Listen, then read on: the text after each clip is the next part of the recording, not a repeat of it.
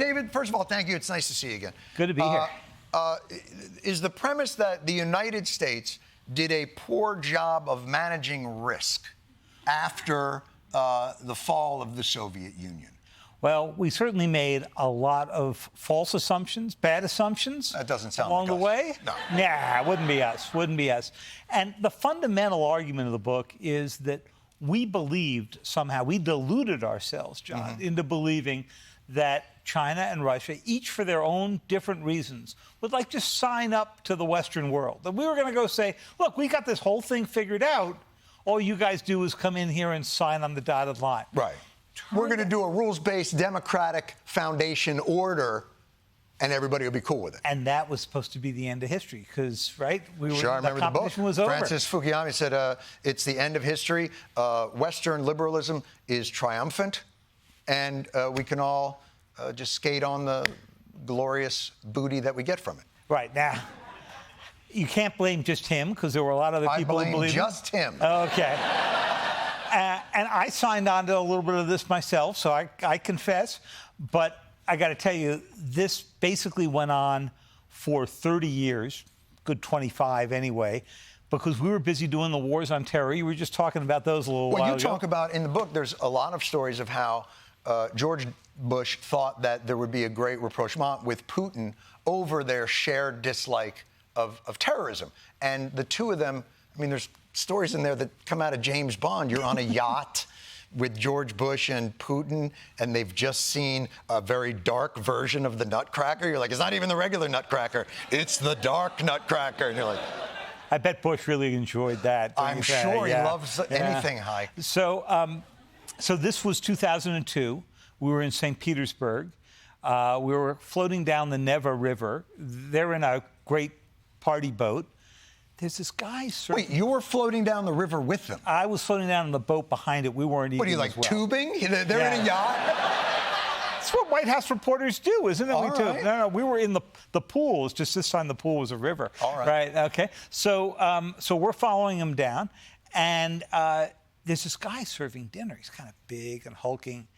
It turns out it's Prigozhin. Okay. Yevgeny Prigozhin, the head of the terrible army. Well, at the time, he was Putin's chef. Okay. His only job was make sure the meals were good, and he had a really glowering look. Wait. So he's like Bobby Flay,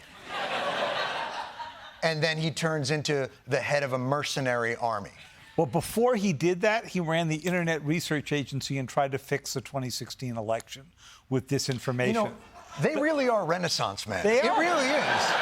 I mean, that's talent. That's talent. That's talent. So now, this appears to be going along until George Bush wants them to go after Islamic terrorism, and then at that point, Putin wants them to go after Chechnya.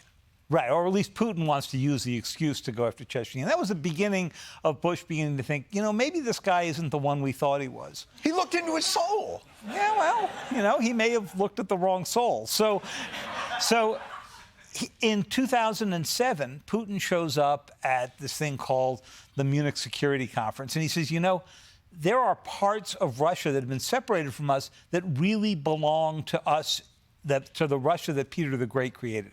And remember, Putin isn't trying to recreate the Soviet Union. He thinks the guys who ran the Soviet Union were idiots. Right. You go into his office, he's got a big bust of Peter the Great there. So who do you think he thinks he is? Prigozhin. No. Yeah. Peter the Great. How do we miss all of this? And even if we had been onto it, what would we have done differently? So first, it was a combination of sort of bad intelligence, wishful thinking. Oh, sure, he's going to be troublesome, but at the end of the day, he cares about his oil exports, his gas exports, more than he really cares about this. And look, up until the weekend before the invasion happened, there's a story... Of Crimea? No, the invasion of Ukraine. Okay. In 2022. So this is all past 2014. Yeah, 2014 comes, he takes Crimea. Obama says, I'm not going to war for something that used to belong to Russia. Nobody does sanctions for a year, right? And then next year, the Chancellor of Germany, Angela Merkel, signs the Nord Stream 2 agreement. It creates this pipeline that runs from Russia around Ukraine, so it doesn't get any revenue from it, and straight into Europe. And she says, you know, Putin's a reliable supplier. He's realistic. Yeah. Right. Okay. Reasonable assumption, maybe, because he really hadn't cut off gas supplies. So what happens next? 7 years later, he goes after full-on Ukraine. The U.S. reveals the intelligence starting in the late fall. They get this remarkable intelligence. They send Bill Burns, the CIA director who used to be ambassador to Russia, to say, this would be a really bad idea. Putin says, oh, I'm not doing anything. And the weekend before, everybody's back in Munich, and there are a bunch of Europeans saying to me and everybody else, oh, he's not really going to invade. He's just bluffing. He wouldn't risk his oil revenues. 4 days later, he invades. I mean, the intelligence chief for Germany was in Kyiv the morning of the invasion. They had to evacuate him because he didn't believe they would invade. So what did he think that noise was? He got out of town kind of fast. So this is all hindsight, though. In truth, what could we when someone is imperialistic in that way, what can other powers do short of an actual shooting war to prevent these kinds of things? There's no guarantee that tougher sanctions after Crimea would have deterred him. It sounds like this is kind of his destiny, and he's fulfilling that destiny come hell or high water. So that's the other piece of this, which is we impose our values on Russia, China, and we think, well, we're not going to do something that would get in the way of our economic interests. Neither would they. So China's a really interesting example. Xi Jinping comes in more than 10 years ago. Joe Biden spent a lot of time with him, traveled around with him. But the intelligence reports about Xi are, this guy's not going to challenge the West. He's going to tend to his economy, make sure all is good, right? We now discover, and you read about in the book, there are these secret speeches that he gave almost as soon as he came into office saying, we're going to build up our nuclear forces to the size of the Russians and the Americans. We're going to make sure that we take our claims in the South China Sea. I was out on in the Rose Garden of the White House when Xi came to visit and promised everybody he wasn't going to militarize these islands they're building in the South China Sea. A year or two later, you look on satellite photographs, there are fighter jets showing up on the islands. Kind of looks like militarization. Well, that's just convenience. Yeah, that's not. Right. Are we lying to them, or are we lying to ourselves? I think more to ourselves. So, you know, we did not want to conceive of a world in which we were back in superpower conflict. We wanted to live in the world in which the U.S. was the predominant power. We finally calmed down the Middle East. We're doing real well with that. And that we could go and focus on competing with China, some containment of Russia. And, you know, Biden happened to be the one sitting in office when this all fell apart. And most of the book is a story of what happens when that fell apart. It's the story of how the Zaporizhzhia nuclear plant in Ukraine, the biggest nuclear plant in Europe, suddenly everybody's afraid is going to become the world's biggest dirty bomb. Yes, yeah, right. And there's an amazing story right from New York City 2 years ago, October of 2022, when President Biden shows up at a fundraiser at James Murdoch's house. They're nice New Yorkers. Not familiar with the last name, but go ahead. Yeah. He's actually sort of the black sheep of the family. No, He's the Democrat who raises money for Biden, among others. So they're, you know, nice New Yorkers walking around with their wine, looking at his art collection. The president comes in and says, by the way, we're going through something that is the closest to nuclear war we've had since the Cuban Missile Crisis. They're all looking at each other like... He drops that at a cocktail party? I'm sure they all thought that it was really the moment to get out to the Hamptons, don't you think? He drops that and then it's like, do you guys have brie? Like, what? That... He does. Actually, people in the White House were amazed. They now call it his Armageddon speech because he had just said the same thing in the Oval Office. Right. Then did he turn to everybody and go, and my word is don't. That's his big thing now. He tells dictators, don't. Don't. And they're like, ooh, okay. Haven't we sowed the seeds of this with our own arrogance and cavalier approach to a lot of these foreign policy conflicts. We always frame things as this is a battle between democracy and the free world and liberation and authoritarianism. But the truth is, we're fighting for trade channels and resources. Like, this is all a function of competing capitalist powers. And aren't we the ones? I mean, we've invaded more countries than Russia and China combined. So how do we give ourselves somehow the pass as the white hat guys when a lot of our policy has created a lot of the chaos that they're taking advantage of? I'm done. I'm out of here. So there's been a lot of that going on in American history for a long time. Teddy Roosevelt, took over his fair share of territory. But I think in the Biden administration, we've had to sort of face these contradictions, because at the beginning of the administration, the president was saying just what you said. This is a battle between democracy and autocracy. And everyone said, okay, that's pretty clean. Then he goes to just not true. Yeah. Then he goes to Saudi Arabia, does the fist bump with MBS, right? And I was on that trip. They weren't quite sure how that. Are you ever home? No. When you cover the White House, you got to go where the president goes. It's part of the job.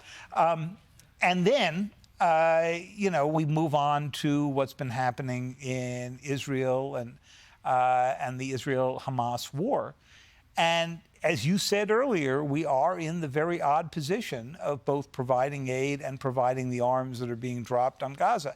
And I think this administration has had the hardest time trying to go right that, and obviously is causing a lot of pain, not only for Gazans, but for people in the administration who are having a hard time living with it. Would it simplify our position if we stopped pretending our morals were beyond the reproach of all these other countries? Would it help us to not have to scold everybody for failing to live up to principles that we very clearly do not uphold?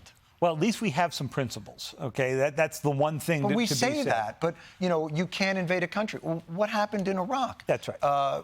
You can't call for regime change. What did we do in Libya?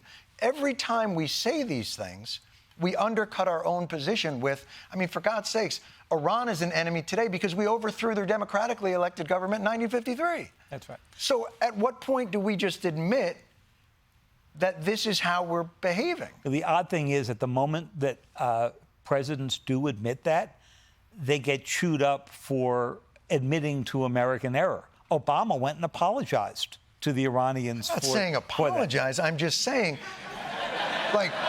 take off the mask and go, you know what this is? It strikes me as it's colonialism and imperialism in a more modern form.